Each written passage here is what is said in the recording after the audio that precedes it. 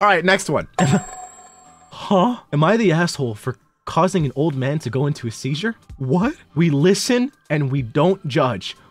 I was a high schooler in church when I spot this absolutely ravishing, scrumptious, mouth-watering, earth-shattering, flavorish, and divine sexy beast sitting in one of the pews. This man had me rubbing my feet together like a cricket. As soon as I spot him, I immediately slide next to him, striking up a conversation until the pastor began speaking. I don't remember exactly when, but about 30 minutes in, the church decides to unleash this potent concoction of sense. It was like a gas chamber. I felt like I was channeling Dr. Manhattan, all lightheaded and blue with weak knees. Next thing I know, I faint and fall backwards. At first, I thought I'd gracefully fainted right onto the cute guy's shoulders. But then, I realized I'm sprawled on top of an old man who's shaking like a massage gun. The hot man that I sat next to then drops to the ground yelling, "Grandpa!" and my ovaries went to my throat. That old man was in fact my glorious king's grandfather. What the fuck?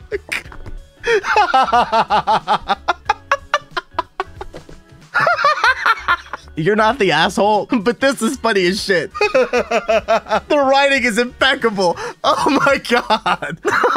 This has to be fake though. Ain't no fucking way, dude. What actually did I just read? This is fucking insane. What god tier writing? That opening immediately made me go like, what? What do you mean? All right. I am from a place with a tropical climate. I was visiting home and wanted to see the ocean with my friends, who I'll call Joe and Bob. Nice names. My friends and I went to a shore with high waves in the winter. Around these parts, there are signs everywhere warning people of high waves / strong currents and not to proceed past certain points for your own safety, as well as there being no lifeguard. There's also barriers, but people love danger and often go past them anyways. Per usual, my friend and I sat down on the wall next to one such sign and ate our poke bowl lunch as we watched the waves crash against large rocks in the distance. At some point, an American tourist couple came by, looked at the sign, blatantly ignored it, and walked past us to get closer to the water so they could take better pictures. The couple got super close to the crashing waves where no local would ever go and began to pose and take pictures. I did a double take at the sign to make sure it was clear and obvious. Bob turned around and ate his lunch the other way, saying, "I'm not a witness." Joe and I continued eating our lunches as we watched the tourists in the splash zone. I offered Joe a bet for free dessert if they were swept away. Huh? But Joe wouldn't take it due to the odds. Some minutes later, a stronger wave landed right where the tourists were and swept them off the rocks and into the dangerous currents below. Joe and I paused for a bit and I verbally went, "Damn," before continuing to eat my lunch. Huh? Bob turned around after hearing the tourists yell as they fell and went, "Dude, I knew it." Joe said we should call 911 and I said, "In a few minutes, I'm hungry. Let me finish my lunch first." What the fuck? I forgot if Joe or another local on site called 911, maybe both, but there was no helping the tourists without being in the same splash zone and possibly joining them. Nor was there a way for us to move them away from the rough waves slamming them into the rocks below. Eventually, various emergency services arrived and got them out.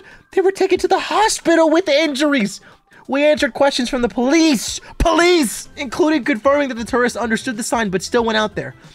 On the way to our next stop, I asked Joe if he would buy me dessert since the tourists were actually swept away. Dog, you're on some apathy sociopath type shit right there. What the fuck? You said damn, and then you continue to eat your lunch. Like, it'd be one thing if they got swept off and it was like funny, haha, oh lol, they got swept off in the currents. But nah, dog, they got slammed into the rocks. They had to go to the fucking hospital. You got questioned by the whole ass police, and you're not traumatized at all? And the only thing you could think about was asking your friend if you actually deserve the dessert? Nah, dog. I guess I could see it from the perspective that at the end of the day, there's not really much you could have done about the situation, because obviously once they get swept away, what the fuck are you gonna do? Jump in after them? All that would do is put you in danger. But at the same time, the way you describe your reaction is just, man, you're kind of scary. I don't want to say you're the asshole because technically you didn't do anything. It's not like you're responsible for it.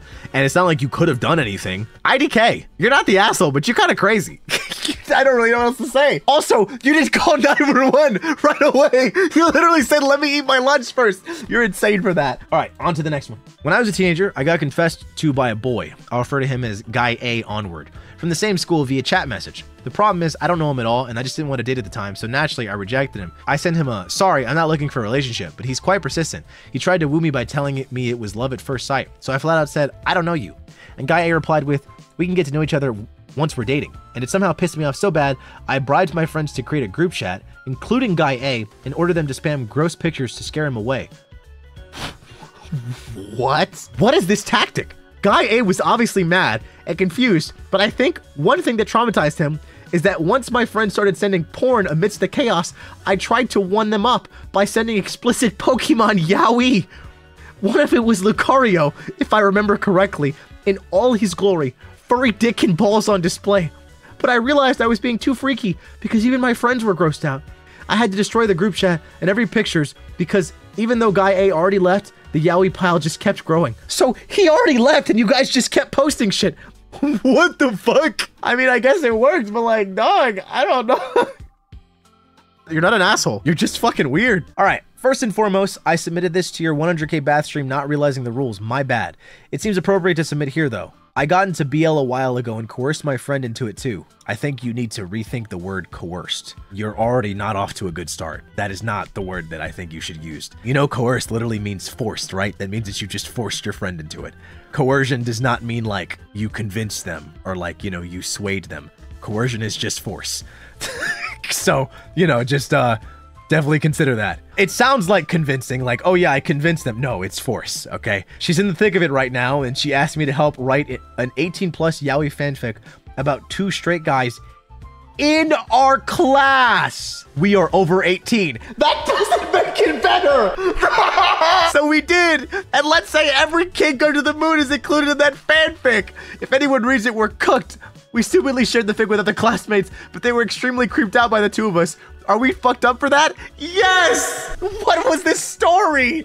Oh my gosh. Why did you share it with anyone? Those are real people. Oh my god, brother. Praying for you and everyone involved, especially the 2 guys, because holy shit.